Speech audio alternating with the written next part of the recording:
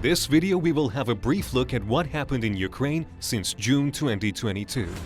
The United States agreed to send a high-mobility artillery rocket system to Ukraine on the assurance from the leaders of Ukraine that it would not be used against targets in Russia. Kremlin spokesman Dmitry Peskov said that this move was pouring fuel on the fire. Ukraine said that a nitric acid tank in a chemical factory in Severodonetsk was hit by Russian bombardment, forcing people to stay indoors. German Chancellor Olaf Scholz said that Germany will support Ukraine with modern surface-to-air missiles to protect cities from Russian air attacks. Mykolaiv Regional Governor Vitaly Kim stated that Russian forces had started blowing up bridges near Kherson as they were afraid of a counterattack by the Ukrainian army. President Zelensky said that as of June 2nd, Russia controlled 20% of Ukrainian territory, which is equivalent to almost 125,000 square kilometers.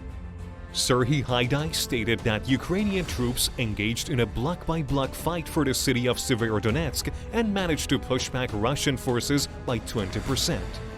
Russia stated that it shot down a Ukrainian military transport plane near Odessa. Zelensky said that Russian artillery hit Sviatohorsk Lavra, an early 17th century Ukrainian Orthodox monastery in eastern Ukraine, engulfing its main church in flames. Russia denied involvement and accused Ukrainian troops of setting fire to the monastery before pulling back. It was reported that a private airfield in Ukraine's Kharkiv region was hit by a missile strike, damaging planes and destroying several hangars. Putin did an interview on Russia One TV channel. He was asked about possible deliveries of long-range missiles to Kyiv.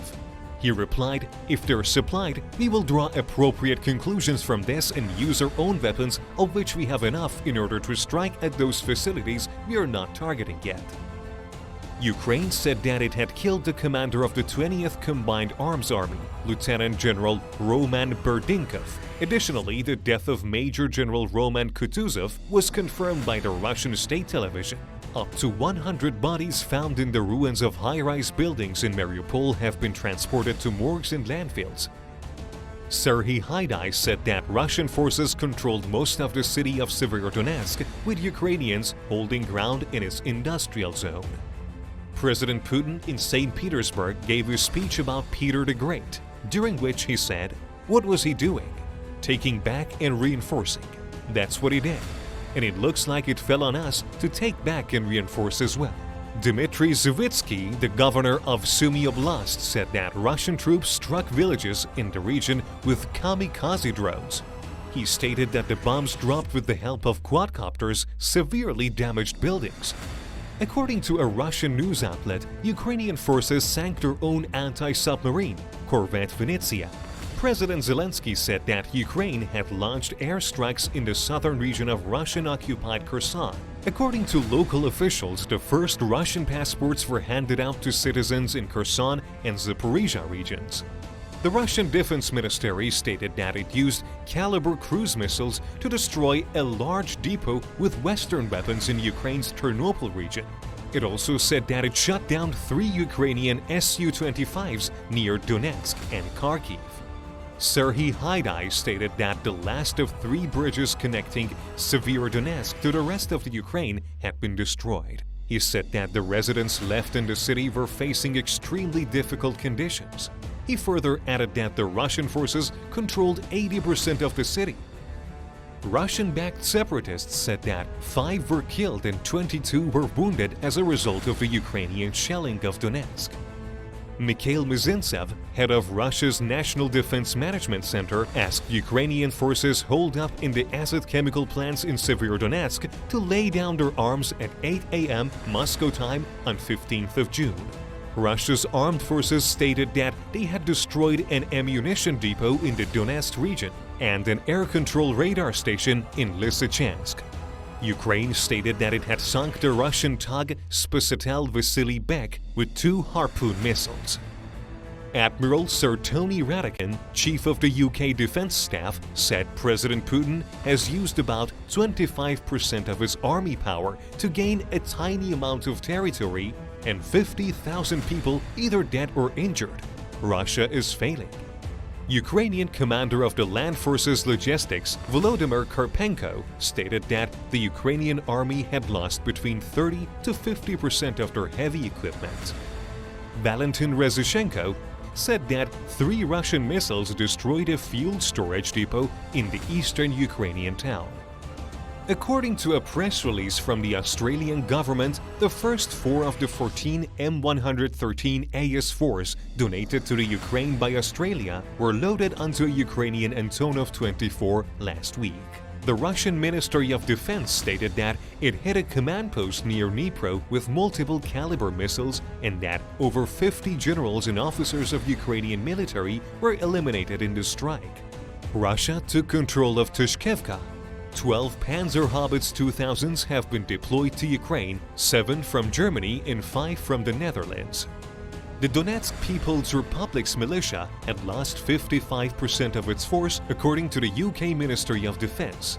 It is said that 2,128 fighters had been killed, 8,897 wounded, and 654 civilians had been killed. 2 drones flying from the direction of Ukraine hit a major Russian oil refinery near the border on Novoshakhtinsk. Russian troops surrounded Ukrainian troops in the settlements of Zolot and Kursk. Ukrainian forces were ordered to withdraw from the city of Severodonetsk. Oleksiy Babchenko announced that the whole city is under Russian control. The Russian Ministry of Defense said that they have encircled 2,000 Ukrainian soldiers in the Zolot and Kursk cauldron. On June 25, 2022, Ukraine started deploying the high-mobility artillery rocket system. According to Ukraine's General Staff, Valery Zaluzhny, artilleryman of Armed Forces of Ukraine, skillfully hit certain targets, military targets of the enemy on our Ukrainian territory. Ukrainian military said that during the strike over 40 soldiers were killed, including Colonel Andrei Vasilyev. The strike occurred on a Russian military base near Izium. Russia acknowledges the attack but says it hit a hospital and killed 2 civilians. Russia fired 14 missiles in Kyiv, some of them being X-101 missiles fired from Tu-95 and Tu-160 bombers over the Caspian Sea, damaging residential buildings and a kindergarten. Russia launched missiles at a shopping center in Kremenchuk with more than 1,000 people inside, killing at least 20 people. Russia reportedly denied hitting the shopping mall. The Luhansk People's Republic ambassador to Russia, Rodin Miroshnik, stated that Ukrainian forces began withdrawing from Lysychansk, continuing a fighting retreat towards strongholds in Seversk, Kramatorsk, and Sloviansk. Russian forces continued to shell Kharkiv city and settlements in its vicinity. Moreover, they launched unsuccessful operations in northwest Kharkiv Oblast, likely in order to prevent Ukrainian forces from reaching the Russia-Ukraine border and to defend its positions near Izium. Ukrainian forces reportedly recaptured the settlements Zeleny High and Barvinok north of the city of Kherson. Russian troops withdrew from Snake Island overnight, allowing the Ukrainian army to recapture it in the morning.